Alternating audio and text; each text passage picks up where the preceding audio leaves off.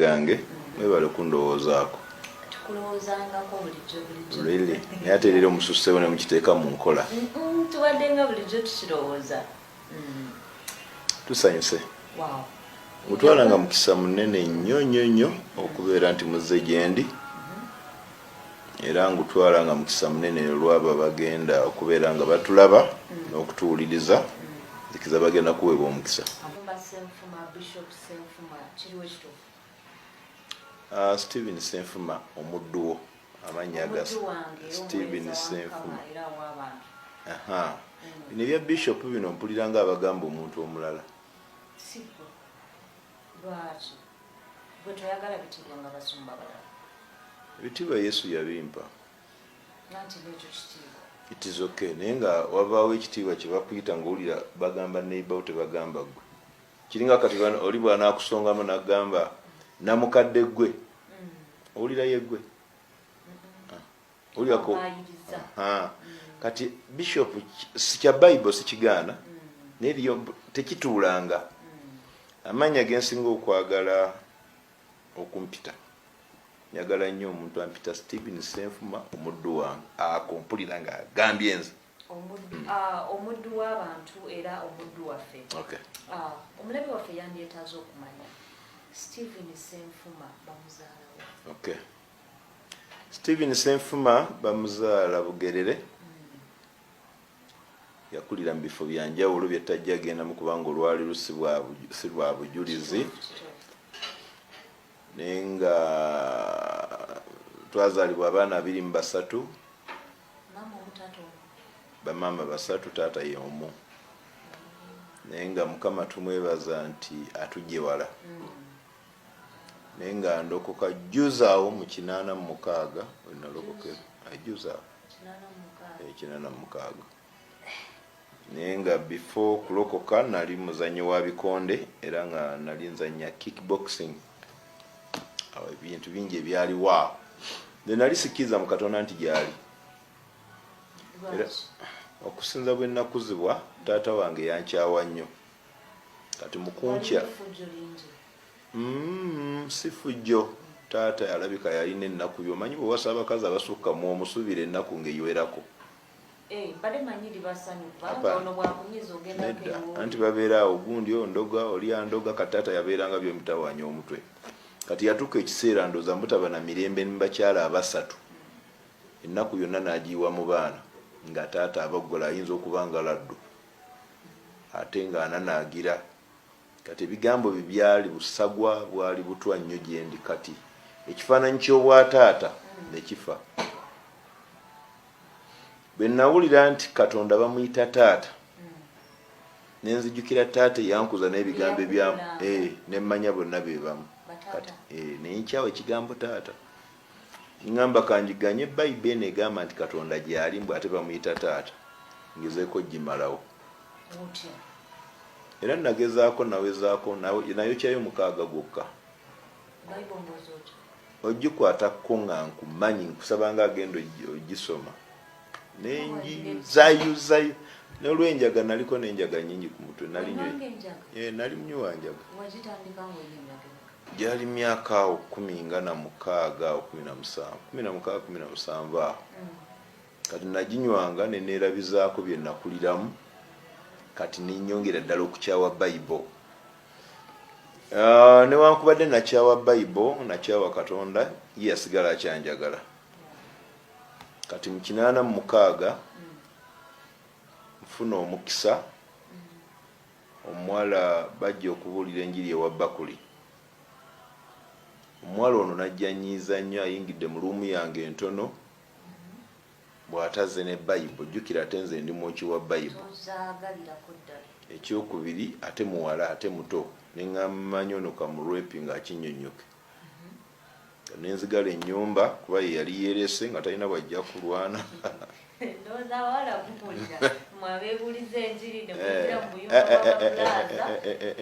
Nze saali bulaza ebiseera ebyo. Nali muyaga pure.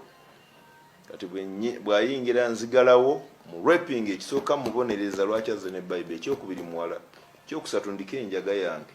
ebiseera ebyo nali ndya kilo 2 ez'akawunga naafu kilo y'emputa buli lunaku era nga bwe mmala okukagaya ndaba kakendeera nga sinatandika kalya. Kati omuwala ono n'atandika okusaba, beeraba nga nzigaddewo, n'atandika okusaba naye nga emimwa gye ndaba nga ezigizina amazina gikuba dansi. Kati kwe kugitunya ngyetegereze, kati ekirowoozo kiri ekyokumukwata ekyo kyabula nze naggalawo oluggi njagala mukwata, nze naluggulawo nga taŋŋambye ekigambo kyonna. Naye bwe nalaba emimwa gye nga ndaba nga ekizina gidda emabega gidda mu maaso, kati ne ginsanyusa. Enjaga buli lunaku yali Katonda, naye ng'ate kuba Katonda era yataasa. Enjaga tetaasa muntu, enjaga yatesobola kutaasa muwala, naye Katonda yataasa omuwala yes. Naye kati enjaga buli lwe twaginywanga nga lunaku ekuwaayo firimu gy'olaba n'osekera ebyo ng'oyinza okuseka olunaku lulamba, ng'osobola oginywa n'olaba abantu bonna nga bawanvu bakoona ku ggulu bonna oba ng'osobola oginywa n'olaba abantu bonna nga batambuza mitwe bonna, ng'olaba amagulu ge gali waggulu bwe gati. Yes, enjaga ba Luganda n'eddalu. Kati omuwala ono bwe naggalawo asabye ebyasaba sibulya, ndaba emimwa gizina, kati amagezi gonna ne gaggwera ku ekyo. Nga ndaba firimu ku mimwa, sijjukira naggulawo ntya, nenzigulawo oluggi, n'akwata Bayibuli n'afuluma. Mu bigere nga 6 nga yeeyongeddeyo kwe kunsongamu olugalo bw'ati, musajja gwe ne bw'olikola otya ojja kulokoka. Wano mu nnyumba teyanyega kigambo kyonna, naye nga amaze okufuluma, musajja gwe ne bw'olikola otya ojja kulokoka. Nyimirira mulumba mugamba koddamu okukyogera nkukuba. Yagenda nayo saagikwatako, saamukwatako. Katonda akuuma abantu be. Kati mu kutambula n'agenda n'ennyimirira ndaba obaddamu akyogera, ate ne nzijukira nga Samuel epinze ekyokuyisimu gyeko Bayibuli kugyokyo oba kugiyuza. Fulya kati neninda ndabe waddiramu okwogera ekigambo kyonna, teyaddamu. N'agenda. Kati akagalo ke n'eddoboozi lye byasigala ku mutima gwange buli lunaku nga biringa ennyondo. Sajja gwe ne bw'olikola otya ojja kulokoka. Eyo era nabanga ntambula ninga no sijja bakyawupiri. Ebiseera bye twali tuyita bakyawupiri. Mwana kyawupiri kiki embagambe weriyo omuteesi walo yayogera ebigambo byogerera ku mutima gwange. Biro nedda nyabo bwe biba bipya gwe mupya mu byo tewaliwo ekigambo kipya. Emboozi yaffe nga tusobola okunyumya emboozi n'otogitegeera biseera lwali Luganda oluyaaye. Mwana tozezengerera gwe nga ekyo si kivumo gye tuli nga bonoga totunula tulanye bajja kulyawo. Kati ffe ng'okutunya tukiyita kuzezengerera. Mwana tozezengerera gwawo bajja kulirawo awo kyali. Enjaga nga tetugiyita njaga tugiyita nkoko. Mwana mpa ku kasambi k'enkoko. Obulamu obwo Senfuma gw'olaba kati oyo olaba Senfuma ali mu girasi ya Yesu mw'omulabira. Senfuma oli yennyini tosobola namusemberera, tosobola ng'oli mwana muwala tosobola musemberera otya.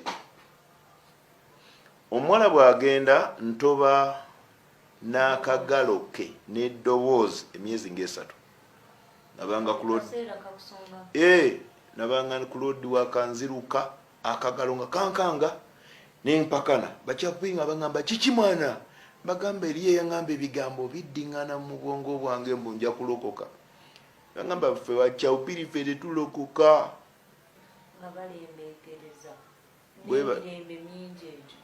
mu bwongo bwabwe baba berowooza nti balina emirembe era batwala omuntu atanywa njaga ti gwe totegeera gwe totegeera. Ekyokubiri oli mu nsi yaabwe nabo bali mu nsi yaabwe, babulira nga bali mu nsi ndala etefugwa amateeka gano, bali mu nsi ndala eyo okubeera anti muyinza okusalawo ne munywa enjaga mwenna ne mubeeraawo nga mutunabo naye nga temuyingiza temufulumya temuyina kyemulowooza kiyingira oba kifuluma. Iyo testimony namba nafulumya akatabo nakafulumya ebitabo 8 nyakamu ku katabo ka bujulizi bwange. Mukulu wange afa gwe nalinzirako yewa butwa naafa newankubadde nali munyuzanyi wa bikonda ate nga ndi munywanjaga nali ntya nnyo okufa nalina ebibuuzo ku kufa ebitaddibwangamu. Yali badde Bible nali najjo kyanga ate yerina ansa z'ebyokufa. Tuba tumaze omuziika omwami abamukwaba bajja tuziikirako yajja n'angamba essaawa yonna okuva kati osobola okufa nekinkanganya olw'entiisa eri gye nalimu. Nali nti okufa nalaba omulambo gwa muganda wange entiisa nnene nengwako kati ate eba enguddeko bwetyo akagalo ne kakomawo eddoboozi ne likomawo kati saabiwakanya kubanga olw'entiisa eno ey'okutya okufa nasirika. Kati mu ntiisa eyo bwetyo omusajja omulokole mwaŋŋambira newankubadde ozannya bikonde essaawa yonna okuva kati ofa. Ne binkanga ne mbeera nga ngasse ebintu nga 3 ngasse entiisa ya muganda wange okufa ngasse akagalo n'eddoboozi ly'omuwala biri ebimaze emyezi 3 kati ate ngasseeko n'omulokole alumiriza ekintu kyekimu. Naŋŋamba bw'ofiirawo nga tolokose geyeena ogwo muliro nendabira ddala nga bagigulawo bwe bati. Naŋŋamba bw'ofanga olokose eggulu naye eggulu tolina bw'oliyingira mpaka ng'okkiriza Yesu. Ye musajja yayogera ekigambo ekyankutula nze gwolaba sitya kufa. Neŋŋamba wangi anti gye ŋŋenda mmanyiiyo neŋŋamba kansala amagezi ndokoke nfe ngende mu ggulu. Lwali Lwakusatu anti bamaze okundaga nti asonyiwa. Lwali Lwakusatu neŋŋamba kandokoke nzikirize Katonda ono ne Yesu nfe. Kati ng'ate simanyi nti balokoka ku Lwokusatu balokoka. Nali mmanyi balokoka lwa Sande. Nakeera bukeezi okugenda mu kyaki. Nali nsula Bakuli ebiseera ebyo neŋŋenda e Kamwokya wali mwannyinaffe yali yatusooka okulokoka mu kika ng'asula kumpi nnyo n'ekkanisa. Mwannyinaffe oyo nga y'omu be nayokera Bible amanyi brother we omuyaga omwoki wa Bible omuwemuzi bwe twabeeranga nga waliwo okufa mu famire nga aliwo yafudde. Bino byagamba mbwaze n'abalokole babulire enjiri nga nja mutawanya ekiro kyonna nga nja mutawanya omulemesa enjiri. Kati ekirowoozo bwe kinkubira ku by'okulokoka nsula wa Bakuli nga ekkanisa gye mmanyi mbwongo wenyinza okulokokera ya sisita wange oyo mwe yali asabira. Nakeerayo obukeezi agenda okulaba omuyaga yali asitula kumpi n'ekkanisa n'antuuzanga muli ye n'atuulanga eno nga tamanyi kiki ngenda kukolera mu kyaki. Yagiranga nanningizaako oba kukola fujjo nga nsobola okukola ekintu kyonna.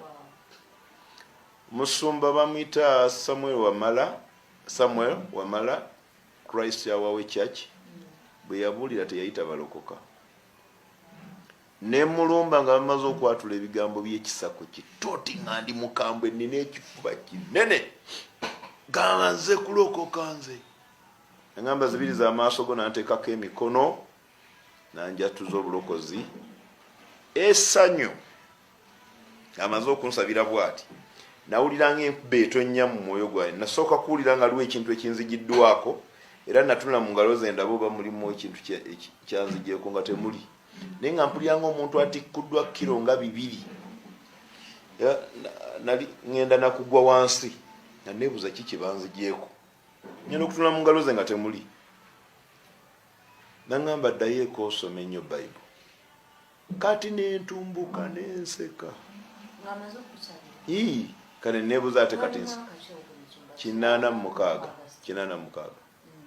neebuuza kati nseka ki sijja bisekayo.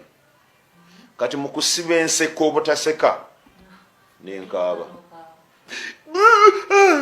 Kati neebuuza nkaabira ki sijja bikaabayo nensibawo amaziga. Kati mu kwefuga bwentu nga bwenziiza amaziga nseka bwenziiza enseko nkaaba. Nalwanagana n'ekintu ekyo. Basaasanye buli omu agenze byange nze nsigadde byange. Yamala n'agenda nange nenfuluma nentambula okuva e Kamwokya okudda ewa Bakuli ng'okutambula n'okudduka obulamu bwange kuba twaddukanga okuva ewa Bakuli ogende Wakiso n'okudda mu road works ze twakolanga kati ng'okuva eka Mwoki okudda ali ewa Bakuli ekyo kyangu olaba n'Abakatoliki batambula ngenda okuva mu kyaki nga ninga ameze ebiwawaatiro bwe nti essanyu lyesiwulirangako mu kintu kyonna ate enjaga mulimu essanyu kuli kufa kwennyini eriggeyo ena yennyini natambula twali tubeera mu kisaakaate ewa Bakuli nga tukolerawo keeki tuliwo abooluganda bangi nenyingira mu kisaakaate ne mbagamba ndokose nebagamba tosobola kulokoka embagamba okumanya ndokose mumpe Bible mulabe nebagamba onoonya woozookera buli yagirina nayongera gikweka katola okuba twali mbaaluganda nga ate tuli mu kikomera kyekimu nagera omu agenza okukola emirimu gye nenyingira mu kitanda kye wansi nenginoonya nensangayo kibayibuli ekikadde kye baakweka nga bazikweka nze nenjinyingira mu kayumba kange kali mwe nali ngenda okukwatira omuwala nembikula Bible nakaaba mukwano nga mpuliranga eyafunyemu ebituli mu nda yange nga mpuliranga emigga egy'amazzi g'essanyu eginvaamu nga gikulukuta bwe giti kati nga buli muntu njagala alege ku ekyo kyenfunye nga era bwe ndabira ddala omuntu atalina tekimala kati ekyo kyekyampaliza era ekyo kyekyampaliza okutandika okubulira enjiri ya muntu ku muntu nga mpulira njagala buli muntu akwate ku kino enjaga njirese naye essanyu nga lyeyongera gyenkoma okusoma Bible essanyu nga lyeyongera nali mbitegeera ebimu nga nze bisinga okunsanyusa Katonda n'agamba Musa awo nga nja kaaba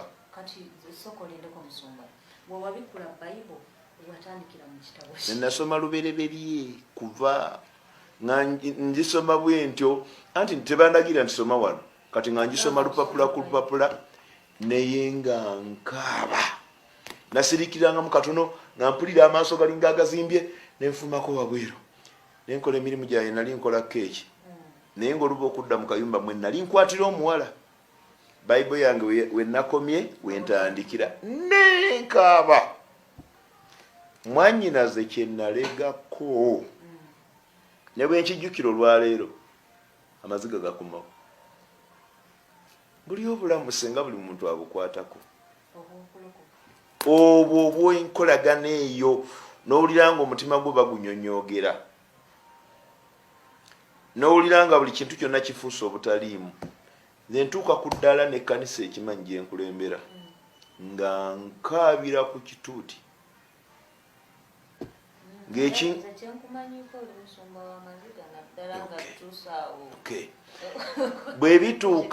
bwe bituuka ku kigambo kya Katonda ntera n'okugwamu enjala y'okwagala okufa ngende mu ggulu kuba kyekyandokosa tekinvangamu kugambye nsaba ne Katonda ntwale lwaleero oyo yamanyi kyeyayitamu nze kino kyange sinafuuka mulala yenna nkyali Stephen Senfuma kuva mu 86 buli lwendowooza ku mukwano n'ekyo ekyantuukako ntera okuwulira nga njagala bantwale leero era neewuunya abalokola batya okufa balokoka biki kyogamba oyingira takisi bino bye basaba Mukama tutuuse bulungi mirembe wa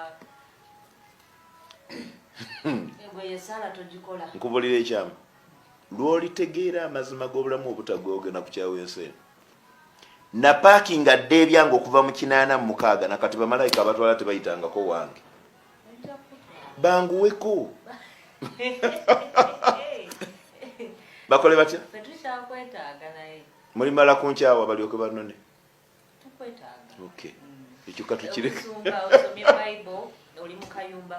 ako newankubadde nali nvudde ku njagala oli lwe bambuulira kuba nali malidde okulokoka abawala nabata nekye nali nywereddeko byebikonde ng'ebyo mbyagala nga ngenda mu training netugikola twalinanga jimu zaffe ezimu zabangawo kodi Kampala awo twazanyirangawo kungufu abo bennyini be nabeerangamu bakyawupirini n'ekintu kyempulira kiki olwo nalulwamu kuba bwe nasooka okubuliramu be nali manyi enfo zaabwe ng'omutuukako jjukira kiri kye nali mpulira kino kyenjagala kituuke ku buli muntu nasooka kyagaliza abo era abamu baalokoka abamu ne bafa bangi baafa mpa Katonda ekitiibwa olw'ekyo olw'okuba nti abamu baalokoka akati bwe mba maze okwatula obulokozi ntutta omwezi gumu 2 nsoma Bible nga buli kadde keninawo mba nsoma Bible kumalako lupapula ku lupapula nako olumu bankedde mu kyaki ngisoma jukira abawala nabavaako njaga nagivaako essanyu lindi bubi mba ntudde mu kyaki bwe nti nfuna okuyitibwa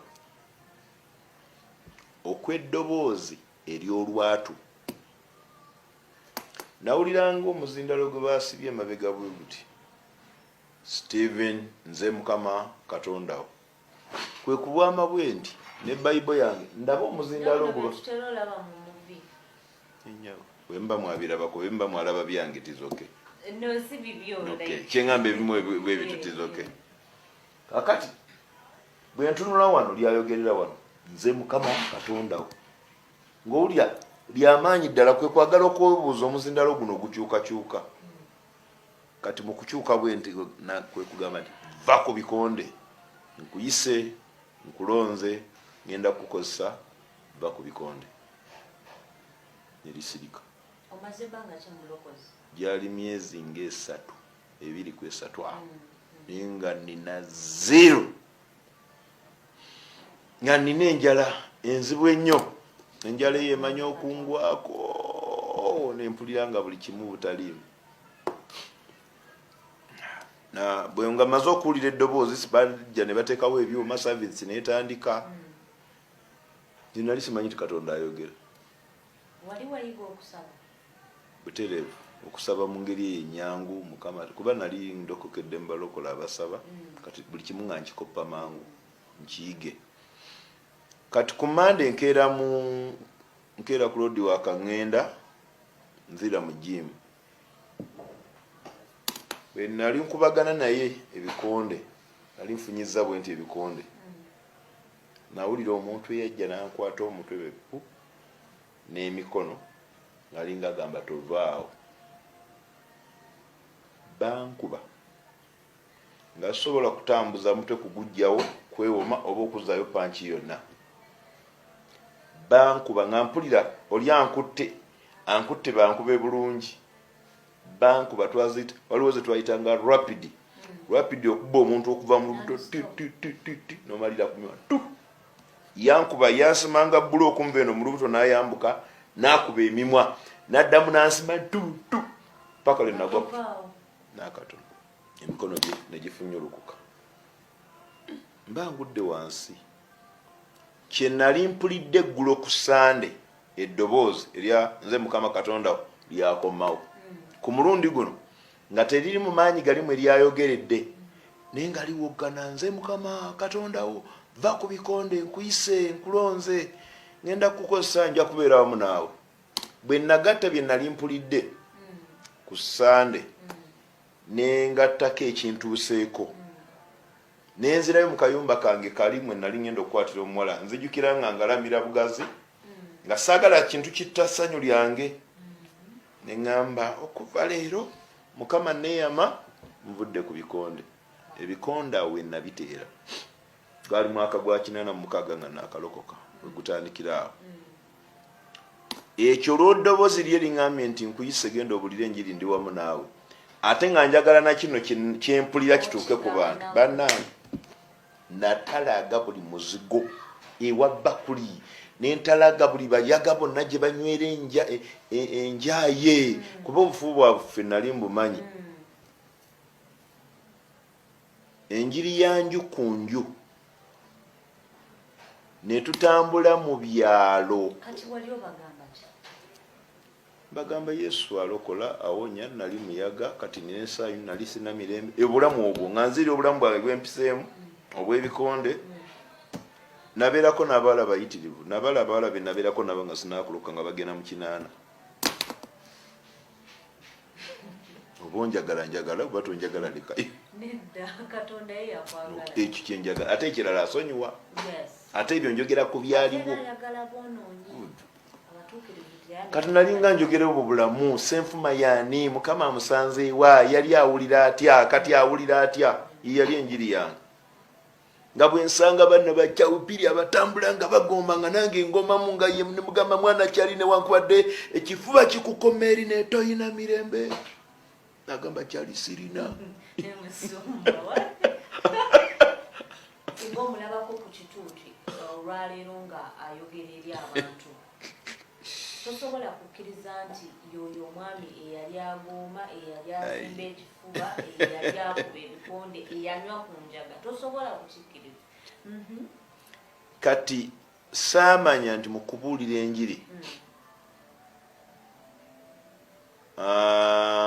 nti Katonda ali mu kunywereza ddala kubanga abamu bampanga ebbanga gwe tukuwaddeyo ebbanga ttono nga neezera muntu ampakanya mu busaalokose. Abantu b'omu kkanisa baabaki? Ate abo tebaabanga ba mu kkanisa. N'abakkanisa bakikola. Okay. Nyenze kati abamalangamu amaanyi be bano abaali bamanyi wabba kulyawo wonna effujjo lye nga bagamba tukuwaddeyo ebbanga ttono nga bw'okyogedde omuyaga waabwe. Mukama bw'atyo bwannuŋŋamya ne tugenda mu mitiya n'eyo ne tubuulira enjiri ne nzigulawo ekkanisa nga naakalokoka myezi nga 2-3. Nagenda ne nkyankalanya olumbe lulamba nasula ku lumbe. Abantu nga 5-3 ne balokoka mu kiro kimu. Naye nga tebalina waakusabira. Nange ababuulidde enjiri naakalokoka. Tolina nabyo omanyi biri awo. Simanyi nga mmanyiyo meseji yange ntono Yesu alokola awonya. Akati mu kubabuulira enjiri eyo ey'ekiro baamaliza bamubuuza tugenda kusabirawa. Omu kubo n'atuwa olujja lwe ekkanisa n'etandika. Bwe nababuulira meseji nagisumba wiiki emu. Bwe nababuulira meseji yange nga nina saagala meseji sina meseji za munda mu kyaki. Kati ate nabawedde bwaweddeyo. Mu Bible sina kye mbagambamu. Nabaddukako nakati siddangayo. Bwe twaveeyo twadda Bugerere nga nze nyumirwa crusade kwogera ku bujulizi waje nava nali muyaga era ng'ebyo bwe bimala okunzigwako sina birala bisingako awo.